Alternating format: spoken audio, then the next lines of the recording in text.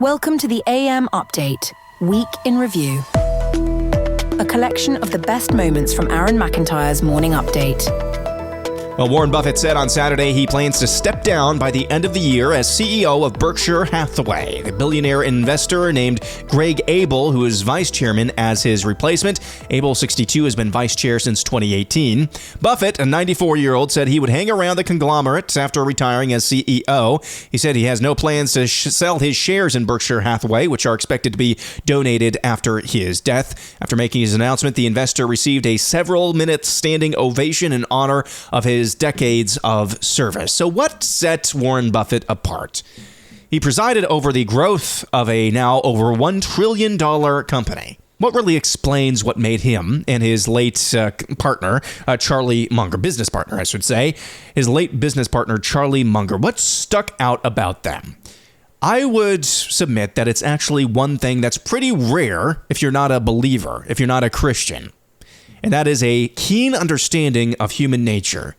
Here is a shareholder meeting from Berkshire Hathaway many years ago in which Warren Buffett kind of lets you inside the mind of he and his business partner, Charlie Munger, and what sets them apart. Humans will continue to make the same mistakes that they have made in the past. I mean, they get fearful when other people are fearful. I mean, you saw it in those money market funds when 175 billion, flowed out in 3 days. When people get scared, it's very, very pervasive.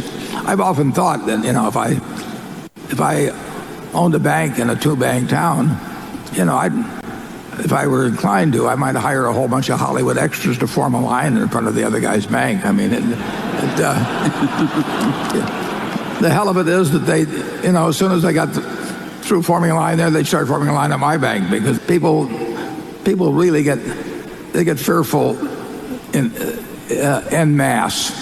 Confidence comes back sort of one at a time, but when they get greedy en masse too. I mean, it's just the way the humans are constructed. That's where Charlie and I have an edge. We are able, I think, perhaps better than most, to not really get caught up with what other people are doing. When we see falling prices, we think it's an opportunity to buy, and it doesn't bother us. Now, we don't own things on margin, or we don't get ourselves in a position where somebody else can pull the rug out from under us, and that's enormously important in life. You never want to get out on a limb, and of course leverage gets very tempting when things are going up. So there is Warren Buffett now stepping away from Berkshire Hathaway at the end of this year, discussing the edge that he and his business partner, Charlie Munger, enjoyed for many years, growing Berkshire Hathaway to an over $1 trillion business.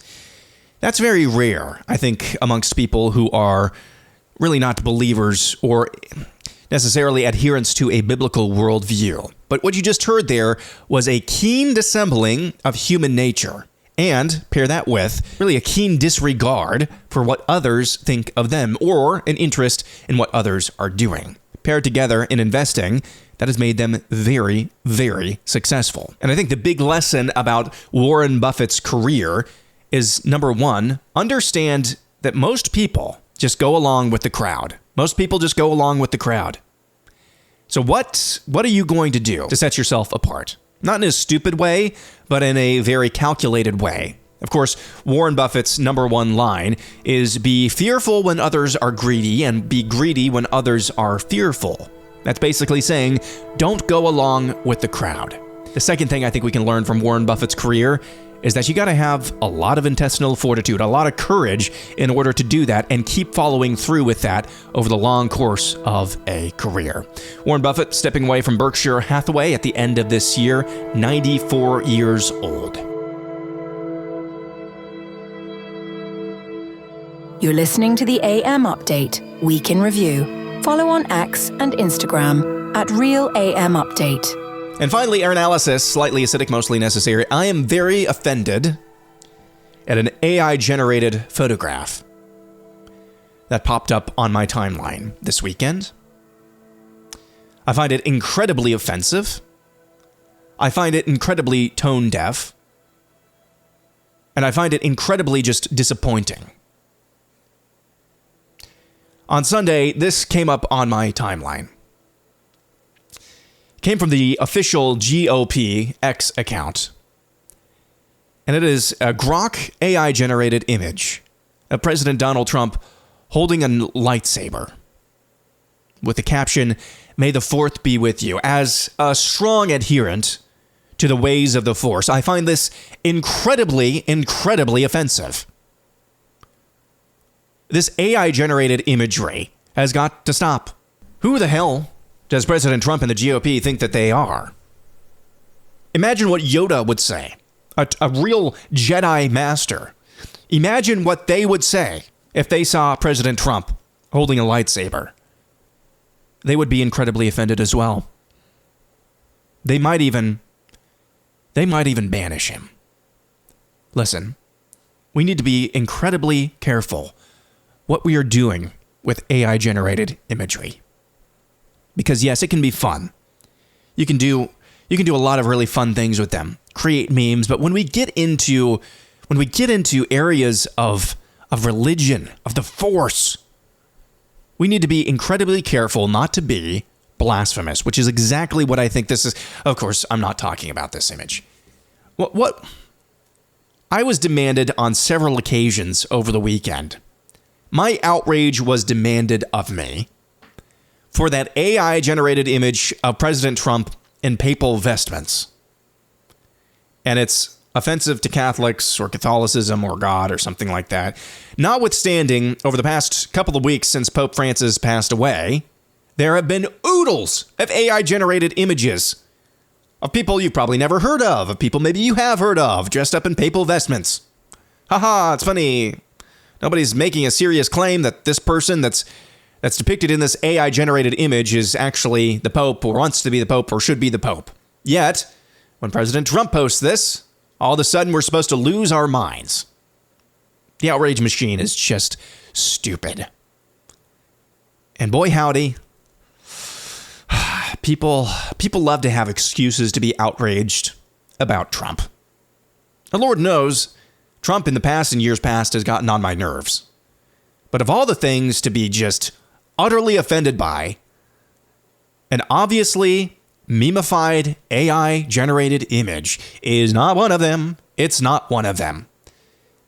And I would just suggest this to the people who are seriously offended over this. Seriously offended. I am so serious you will take me seriously. And you must be just as offended and outraged as I am. I would kindly ask you to unbunch your panties, put your big boy pants on, and go on with your day, because you're not even going to remember that this happened in 48 hours. That's all.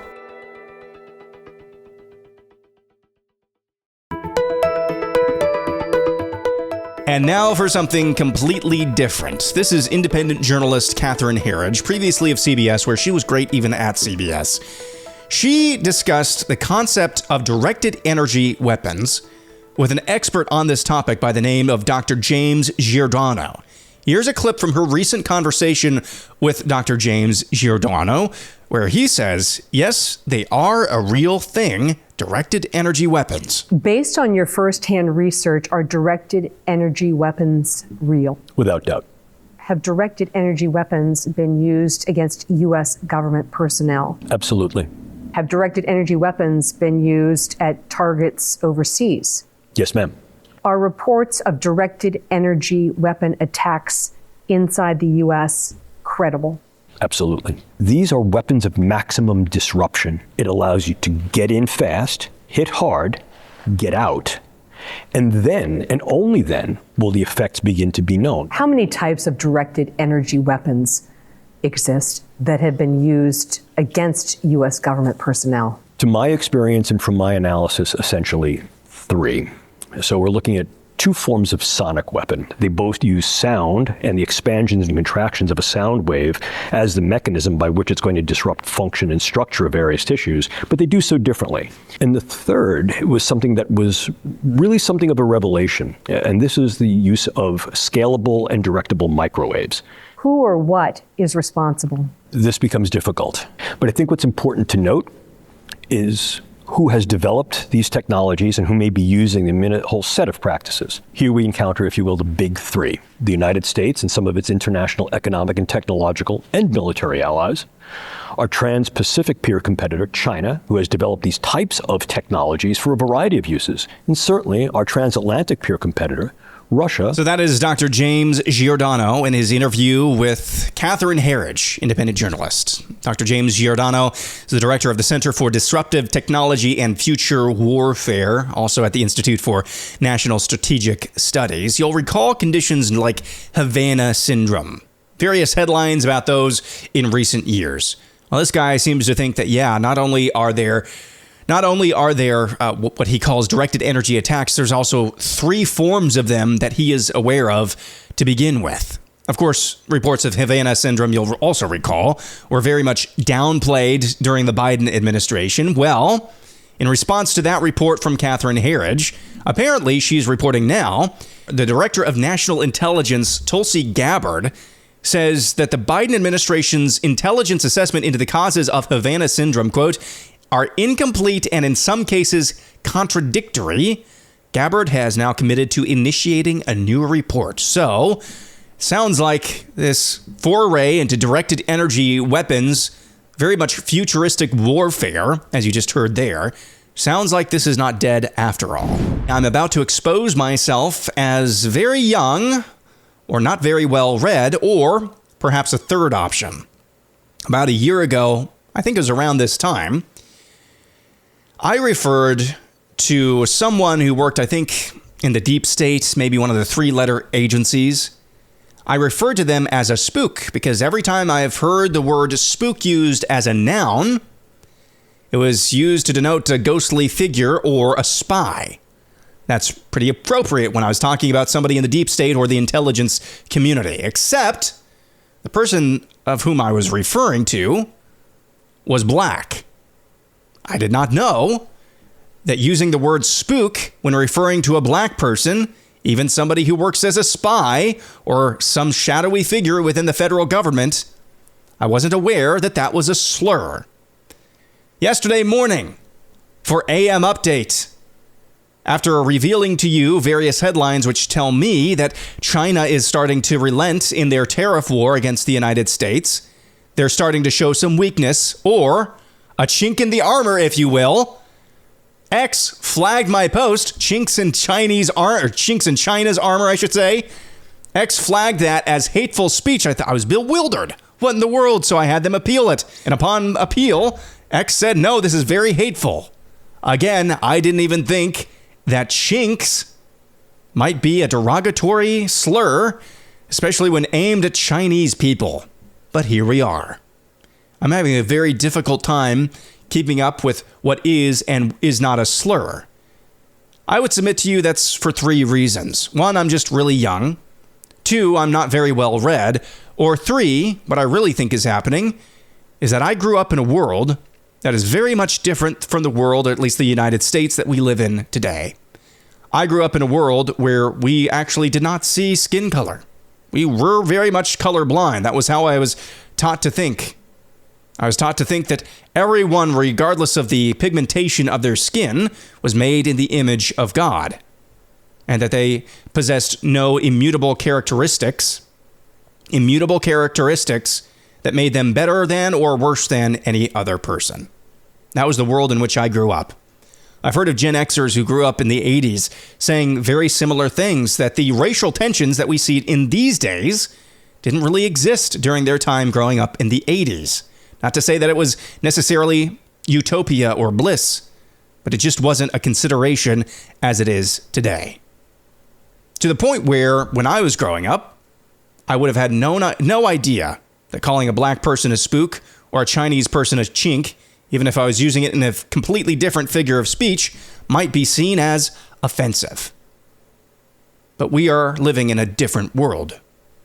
We're living in the world that Barack Obama envisioned when he said he wanted to remake the United States, fundamentally transform the United States. He certainly did that at the executive level. He certainly did that when it comes to health insurance, which is a huge deal. But I think the biggest impact that Barack Obama had on this country was on the issue of race in Ferguson, Missouri. To the point now where it should not be a surprise, I should say, when you see a Minnesota woman with her hands full, taking her kids to the park, chucking a few N-bombs at a black person, and then raising $500,000 on a crowd sharing or a crowdfunding platform in the aftermath, after she was doxxed and harassed online. It should not be surprising, especially considering just a few weeks ago, a black teenager stabbed a white teenager in the heart, and the black teenager who brought a knife to a track meet also raised $500,000 on a crowdfunding platform. This is the world that Barack Obama envisioned. It is. It's a world that we only see in terms of color, in terms of pigmentation, where that is always a consideration in every news story. My temptation on these types of things is because I know this is the game that people like Barack Obama, the race baiters, the Marxists, the cultural Marxists that they are, this is the game they want us playing. So my temptation is to, very much like war games, the only winning move is not to play. But we can't do that. When you see injustice, when you see discrimination, when you see a class of vitriol, a class of rhetoric that is reserved only based on the color of your skin, this time, when it comes to people who happen to have white skin, you can't say anything? No. Look at what's happening in South Africa right now. You can't just ignore it. The winning move, not to play? No. No, we're in this game whether we want to or not. Here's what I know is not the winning play, is to embrace any form of idea that based on the color of your skin, you have a higher IQ or a high propensity for this or a lower propensity for this. Yes, genetics play a factor, but we're talking about human nature here. Based on where you live, the geography of where you live, you might be at a higher risk for certain types of cancers.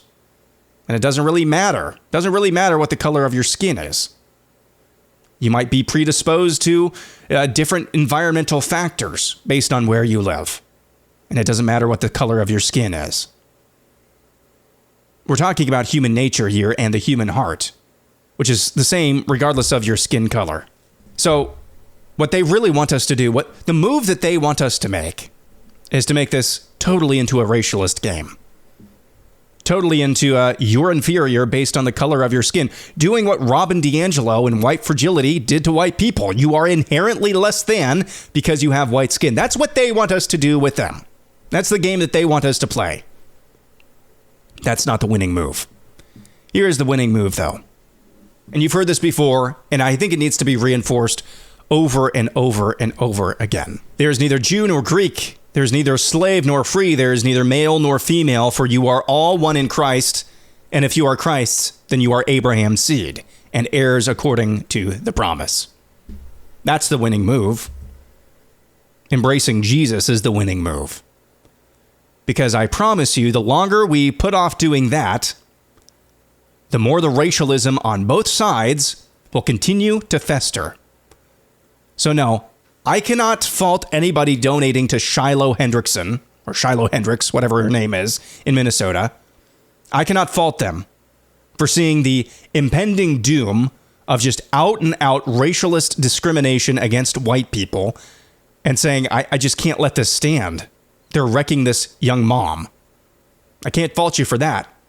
But I promise you, if your motivation is anything other than, we need unity and we need unity now, if your motivation is, and that's why the white race is superior, you're no better than the racialists on the left who are saying the same thing about their favored skin color as you are.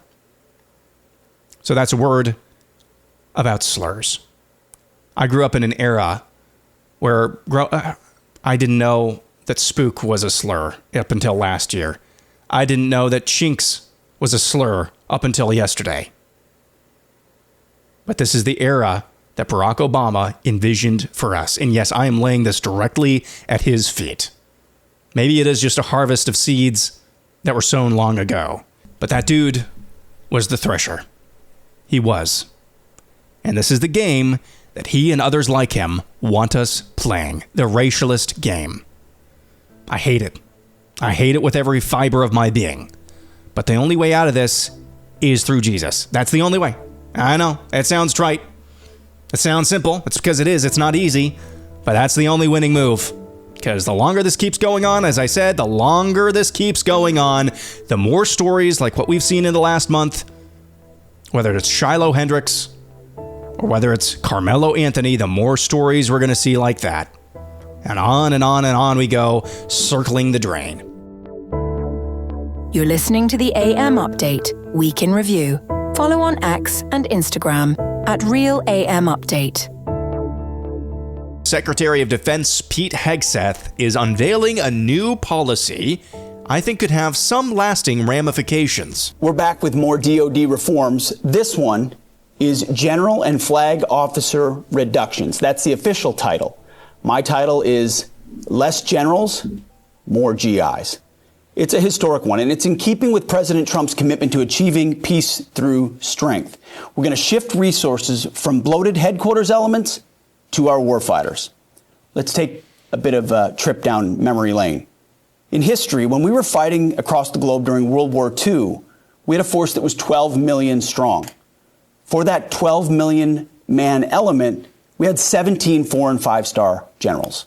Today, we have 2.1 million service members with 44 4-star and flag officers. So it used to be a ratio of 1 general to 6,000 troops. Today, it's 1 general to 1,400. More generals and admirals does not equal more success. Now, this is not a slash and burn exercise meant to punish high-ranking officers. Nothing could be further from the truth. This has been a deliberative process, working with the Joint Chiefs of Staff with one goal: maximizing strategic readiness and operational effectiveness by making prudent reductions in the general and flag officer ranks. So there's 2 phases here. Phase 1, we're looking at our current service structure. And in phase 2, it's a strategic review of the unified command plan. Now, this is going to be, we think, the most comprehensive review since the Goldwater-Nichols Defense Reorganization Act of 1986. That was a generational change in combat command structures, planning, training, geographic areas of responsibility, mission, and operational responsibilities. So as I said, it's going to happen in 2 phases. The result of phase 1 is a minimum of 20% reduction of 4-star and flag officers for active duty elements, and a minimum of 20% reduction of general and flag officers in the National Guard Bureau. Phase 2 will produce a minimum of an additional 10% reduction of overall general and flag officers throughout the DoD in conjunction with a realignment of the unified command plan. It's going to be done carefully, but it's going to be done expeditiously. We confront a complex and evolving threat environment. We cannot afford to wait.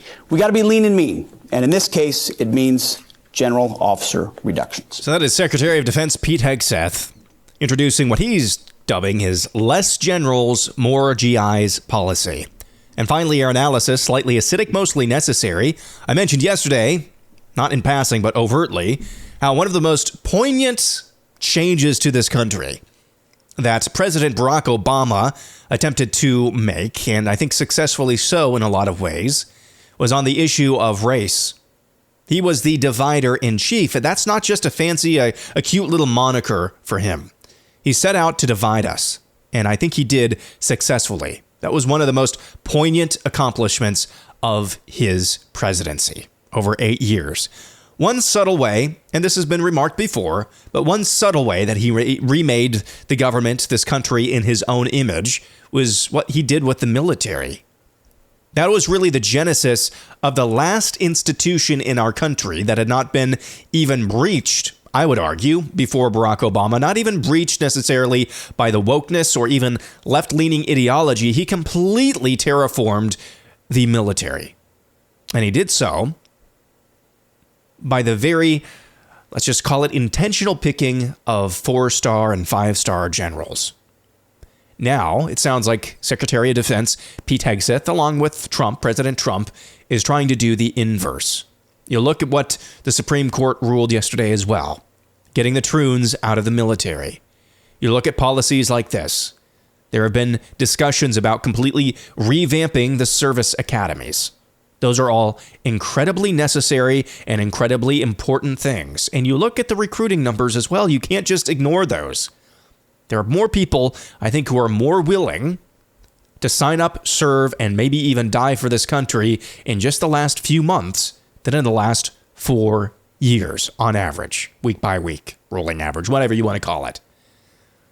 I think the reason why you've seen consistent, persistent, right on the clock, right on schedule attacks on Pete Hegseth is because whatever our opponents are, whomever they are, whatever the enemy is, they see what he is trying to do, how Trump is using him. They see that as a real lasting threat. That's why he's attacked. I don't believe it's just because he's an easy target. He is attacked consistently. It's because he is a real threat to the status quo.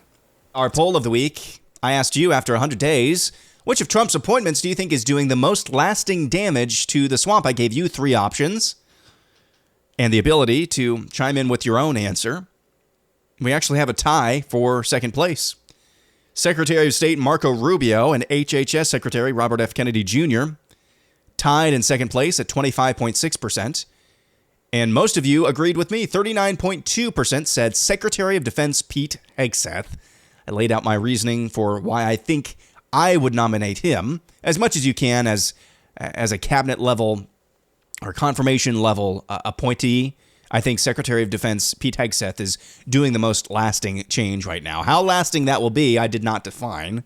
I allowed you to do that. And boy, howdy, a lot of you have some thoughts. Jim says none of them are having any lasting damage or doing any lasting damage to the swamp if the GOP doesn't start codifying these executive orders. Correct.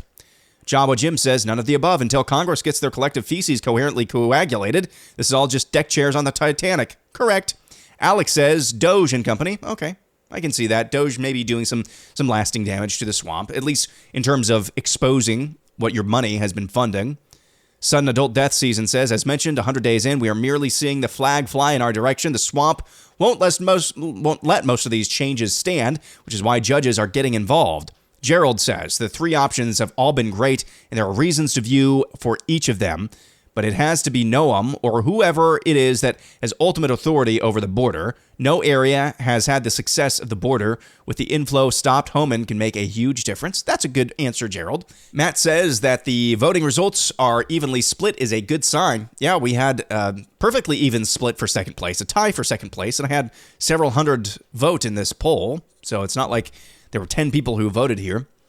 Let's go to this. Chuck says Pam Bondi and Kash Patel by far the most disappointing.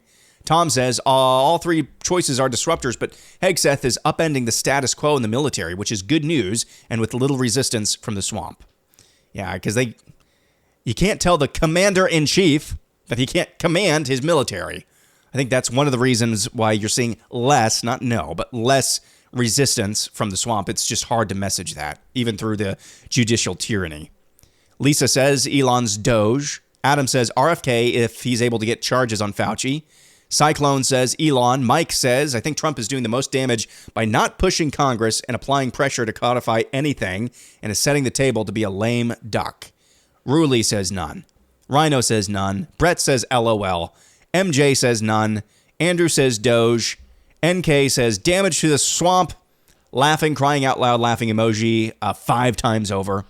Mind Your Business says none of them are. Linda says still a lot of work to do, but Hegseth. Craig says there's no lasting damage being done. And Noda says people underestimate the damage that our military leaders can do. Illegal vaccine mandates started with the military because of weak leaders. So it sounds like on further review, sounds like this would probably be the order of finish.